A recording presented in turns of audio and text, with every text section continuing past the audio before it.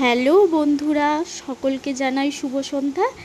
আজকে আমি চলে এসেছি পাড়ায় একটা জন্মদিনের অনুষ্ঠানে। তো এখন আমরা ঢুকে পড়েছি। যেহেতু অনুষ্ঠানটা সম্পূর্ণই ছিল বাড়ির ছাদের ওপরে, তো এখন আমরা বাড়ির ভেতর দিয়ে সিঁড়ি দিয়ে উঠে ছাদে চলে যাচ্ছি। ছাদে উঠে দেখি পুচকিটার জন্মদিনের কেক কাটার প্রস্তুতি পর্ব চলতে শুরু হয়েছে। তো আমি, আমার বোন, পিসির ছেলে, পাড়ার দিদি ইনভাইট ছিলাম। তো এসে আমরা সকলে পুচকিটার যেহেতু কেক কাটা শুরু হয়ে যাবে, তাই জন্য আগে গিফটগুলো আমরা তাকে দিয়ে দিলাম।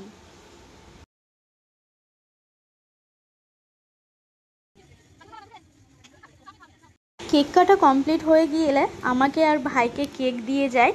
কেকটা খাওয়া দাওয়া শেষ করে আমাদেরকে আবার কিছুক্ষণ পরে আবার খেতে বসতে হবে। তাই জন্যে দেখো ওনারা সমস্ত কিছু টেবিল, চেয়ার, ফ্যানগুলো ঠিক করে নিচ্ছে, কারণ কিছুক্ষণের মধ্যে আবার খেতে বসবো আমরা।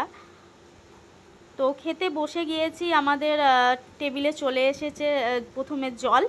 একটা টেবিলে যেহেতু 4 জন হয়, আমরা 5 জন ছিলাম, তো আমাকে এক্সট্রা একটা চেয়ার নিয়ে এদিক করে বসতে হয়েছিল। তো থালা, বোতল সমস্ত কিছু চলে এসেছে আমাদের। তারপর চলে আসে টিস্যু, পাতে পড়ে যায় স্যালাড, তারপরে চানা মশলা, ফ্রাইড রাইস, কাবলি ছোলার তরকারি ছিল।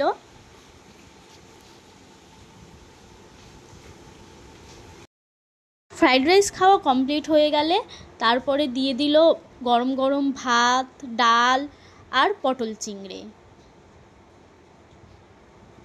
তারপরে মাংস দিয়ে দিল আমাদেরকে।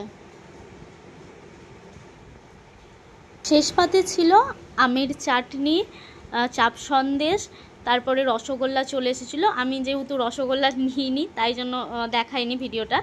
আর জুয়ান ছিল, আইসক্রিম ছিল। আর এই যে আমাদের একটা পাগল ছেলে, মানে ভাই, এটা আমার এত বদমাস, পিসিকে তো খেতে দেয়নি, সারাক্ষণ শুধু ওকেই খাইয়ে দিতে হয়েছে। শুধুমাত্র আইসক্রিমটা নিজের হাতে খেয়েছে।